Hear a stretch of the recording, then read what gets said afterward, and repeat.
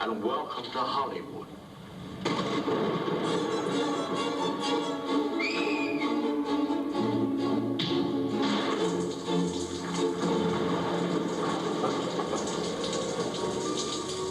Gee, sorry I didn't hear you in all this rain. You look cold and hungry. Like to come in for a bite to eat?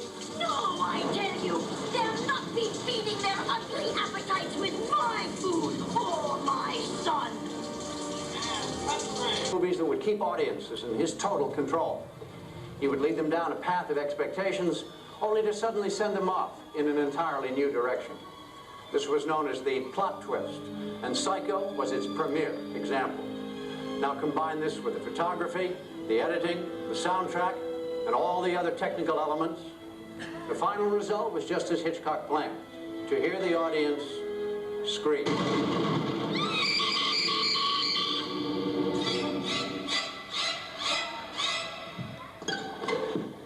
Boo.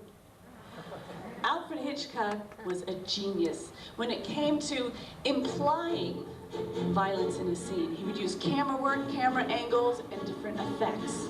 But he actually storyboarded his scenes very early on, long before they started the filming, and plotted each scene, each little aspect of it. Now, the Psycho shower scene is one of the most terrifying movie scenes in the world, but the knife never actually hits Janet Leigh's skin, believe it or not.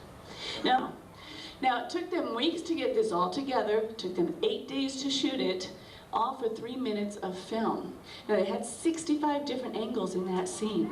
Now, legend has it that when they were filming the scene, at the end, Alfred Hitchcock wanted Janet Leigh's look of shock to be very genuine.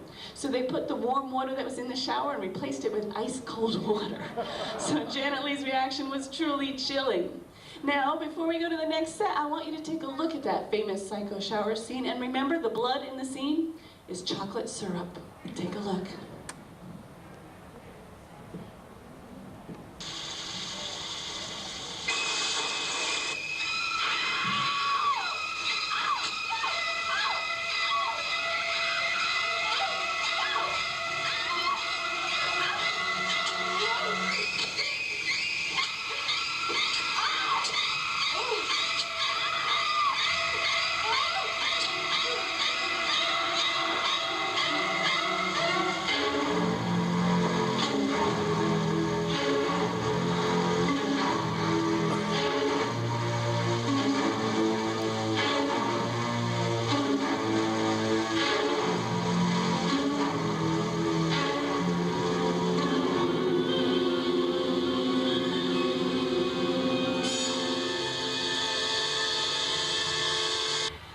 Well, I still find that scene a bit chilling.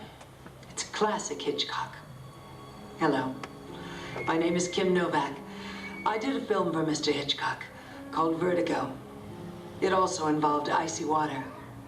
Despite the fact that I never learned how to swim, Hitch had me jumping into San Francisco Bay. Fortunately, I had Jimmy Stewart to rescue me. Tour. In the final scene, the handsome hero and the Nazi agent fight it out at the top of the Statue of Liberty, high above New York Harbor. Come on, Pride. They're really atop a full-size hand and torch on a soundstage. Scenes of New York Harbor were shot by a separate crew called a second unit and matted in with the scenes of the handsome hero and the evil villain hanging on for dear life right here in Hollywood.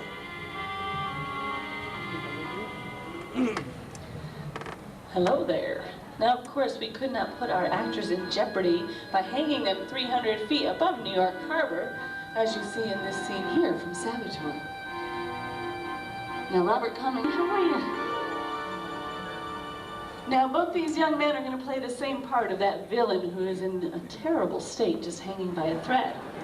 Now, that's Danny. How you doing, dude? Are you going to show them a little acting while we're here? Will you be a little dizzy for me, please? Like, oh, you just ate the wrong thing. Now be petrified because you're hanging way up high from a skyscraper. Now lift your hands because you're flying like Superman. Woo!